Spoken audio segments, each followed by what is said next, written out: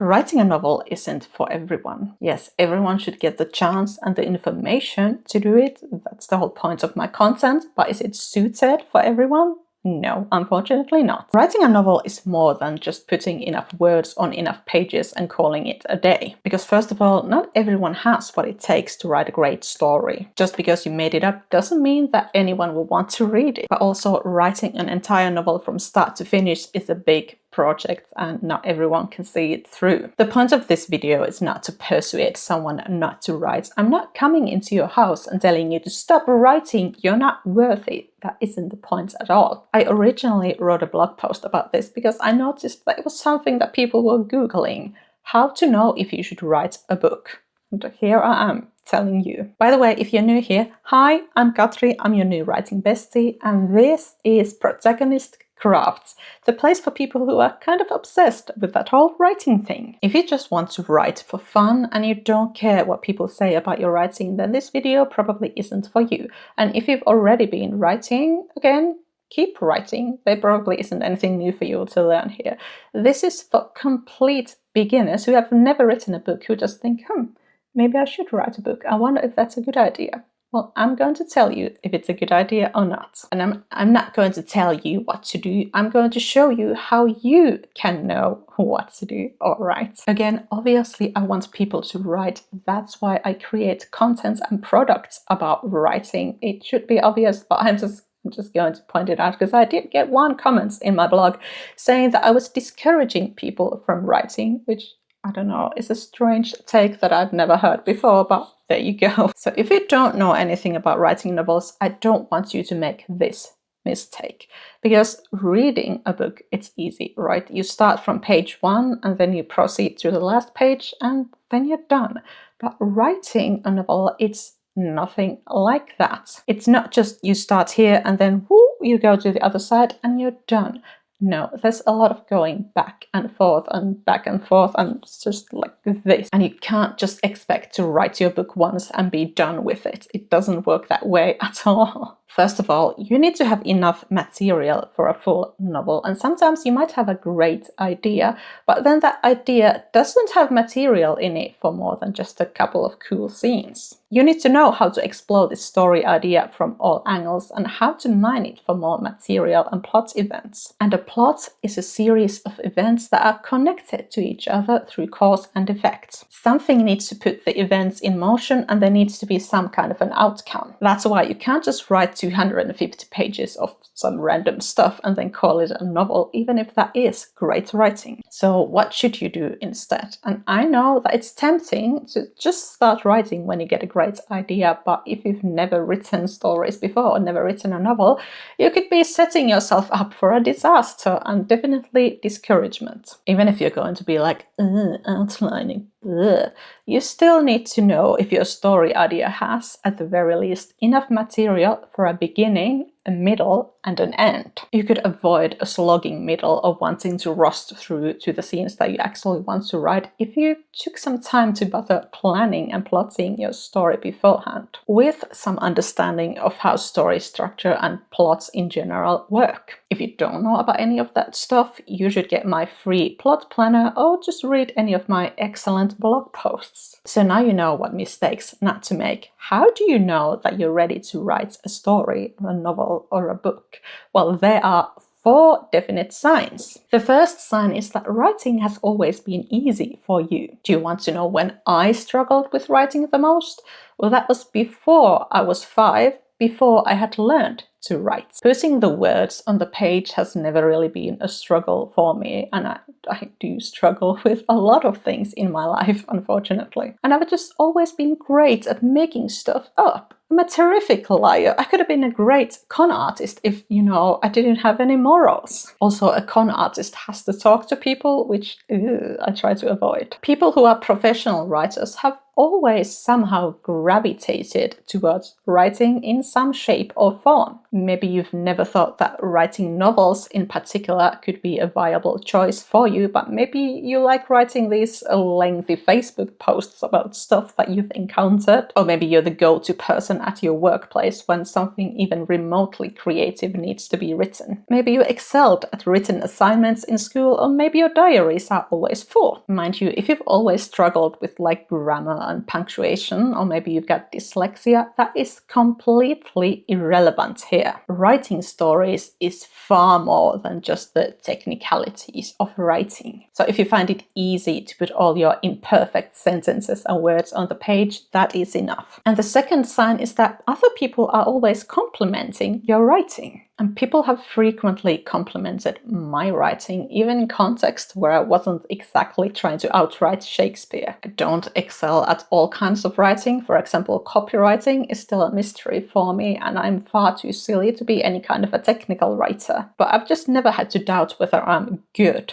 at writing. Some people are athletic, some people are good with numbers, and I'm just a friend of words. So if you've got similar experiences, then writing a novel might not be a terrible idea after all. Talent will only get you so far, so don't think that is all that you're going to need. Being naturally good at writing is a nice thing to have, but actual storytelling skills are different. So don't fool yourself into thinking that there is no room for improvement there, or that you have nothing to learn. That would be kind of embarrassing for you, and you would definitely start to stumble the first oh my god, why is this so difficult? You would stumble the first moment you would start sharing your writing with other people. And don't think you're above constructive criticism and helpful feedback. And the third sign is that you are a born storyteller. I've already given you a clue about this, but good writing and good storytelling are two different skills. That's pretty cool, right? In an ideal world, you would master both, but they don't always go hand in hand, unfortunately. Maybe you're great at telling stories and you know exactly how to keep people listening to you, or you've got a flair for dramatic effect and surprising twists. But you would just never put this in writing, and you've never just considered that perhaps you could write a book. Maybe you're not even that confident in your writing abilities, but I've got some good news for you. A great story is the most important thing. An editor can help you with that. Is it good writing or not stuff? But even the best editor can't turn a sucky story to a great story without you knowing how to write a great story. So let me just reiterate that. You cannot replace a great story with beautiful writing. The market for beautiful sentences that make up boring and uninteresting stories is practically non-existent. So be grateful for your storytelling skills, even if you're feeling less than confident about your actual writing skills. Those can easily be improved. Improving your storytelling skills is far more difficult. And the fourth sign that you should be writing a book is that you have a story that you absolutely need to share with the world. There's a story within you that really, really needs to get out, and you need to share it with the world. We don't need more stories in this world, or impersonal cookie-cutter premises. We need stories that resonate. If you feel absolutely compelled to share a specific story, chances are that there's someone out there who absolutely needs to read it. You should make it happen. But before you embark on this wonderful journey, are you willing to accept critique and feedback? Are you willing to improve as a writer? Because let me tell you this, you are not perfect. And even if you were, which is impossible, people would still have opinions about your writing, and you might not like all those opinions. And I kind of disagree with the notion that you can't say this or that to people because they might stop writing if you tell them that. Because if your will to write isn't stronger than some random person's comments, or even just your mother's comments, then you probably didn't have a lot of will to begin with, and you might not have written your novel from start to finish anyway. And you definitely wouldn't have had what it takes to be a published author. If you can stand to do something else besides writing, you probably should do that. Because writing novels is a lot easier when you absolutely have to do it. And those people are the ones who actually make it, who actually finish writing their stories instead of just starting them. And again, I'm not trying to discourage anyone here, but the truth is that there will never be a time where everyone in the world will be like, yes, you should write. Even if you wrote a fantastic novel that becomes like a New York Times bestseller, there will still be people who will say, you shouldn't have written that. You shouldn't be a writer. You should be a cleaning lady or an accountant instead. Go back to your place. Don't write this. So if you're going to let a comment like that to persuade you not to write, then perhaps it's for the best that you don't try. And if you just got a little angry with me, like, how dare you say that? Good, you've got some fight in you, use that. And whenever someone says something upsetting about your writing, you have two options there. Either it's true, in which case you can make improvements if those comments are in line with your goals. If a crime fiction fan reads your romance novel and says, there's too much kissing there, then that's possibly a comment that you can disregard. But then if an avid romance novel reader says that your sex scenes were a bit flat, that is a comment that you want to listen to. And the second option is that what they're saying is not true, in which case you're free to disregard it. You can carry on and just move on with your life. No need to develop this drama around it. Any sweeping statements like you will never make it as a writer or nobody will want to read this simply aren't true, because nobody has a crystal ball where they can know exactly what every other people is thinking. And sometimes people are just mean, even if not everything that hurts you is actually mean. So know the difference. I mean, which is more important?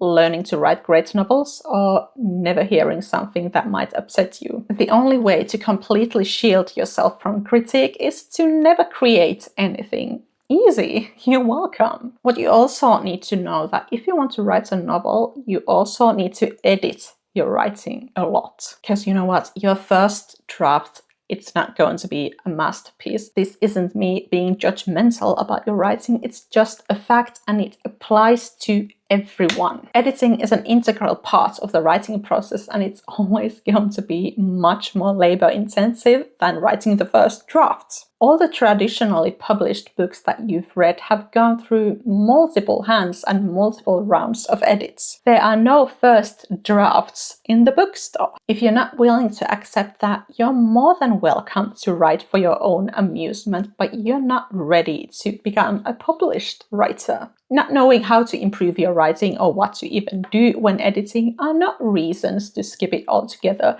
Learn what to do and then go do it. I have an easy to follow process for editing your novel that you're free to check out. This might be a bit tough love for some people and hopefully obvious for most of you, but if you can't tell the difference between your first draft and a professionally written and edited published novel, you don't know enough about writing to be a good judge of it. I want everyone to be able to share their stories, and that's why I'm helping you make good choices. But hey, you don't need to have lofty publishing goals in order to write a novel. You can write for your own pleasure or just to see if you could do it, or you could share your writing with a much smaller circle. But if you want people to read your novel, you need to give them something worth reading. And there are some people who have this weird notion about any creative projects of theirs or anything that they created, that just because it exists, it's worth of attention, but unfortunately it doesn't quite go that way. It isn't like if you build it, they will come. You need to make it worth their while. You need to make it good, especially if they are paying to read your book. You know, it needs to be worth their hard-earned money. You can't just deliver some kind of a slop for them, and you know what kind of slop I'm talking about here, all right? Nobody wants that. It's garbage. And you know what? There are loads of books in the world, bestie. So how is yours different? Is your voice unique? Are you telling a familiar story in a different way? Are you simply a better writer or funnier or more observant observant or more clever or more something than some others. If you don't know that, then your readers won't know that either. And yes, you should care about the novel that you have written. It's great that you care, and you should be proud of yourself when you've created something. But other people, they will need more than that. And if you're not willing to do the work, worry not. There are hordes of other writers who are. I'm really sorry if that was a bit too much of like tough love, but we don't need more bad books in the world. And a bad book isn't just something that I personally don't like. I'm not saying that at all. A bad book is a book written without intention. But what should you do if you still want to share your story or stories with the world, but you've just now realized that, no, maybe I shouldn't write a novel? Even if my content is all about writing novels, it doesn't mean I think that's superior. It's just the thing that I know the most about. And any way of sharing your story with the world is totally valid and great. So here are some ideas. Start a blog or start a vlog. Share your stories on social media. Tell your stories on video instead of writing. Tell stories on a stage like on The Moth. Write short stories. Write fanfiction. Write poetry. Write a play. If you're now saying, I don't want to do any of that, I want to write a novel. Great, you should do that. Obviously, you want to, which is a good enough reason to do it. But what should you do if you have no idea where to start? Well, fortunately for you, I've got a free 5-day course that's called Start Your Novel, which is going to help you, what? That's right, start your novel. So check out the link in the description and watch some of my other wonderful videos.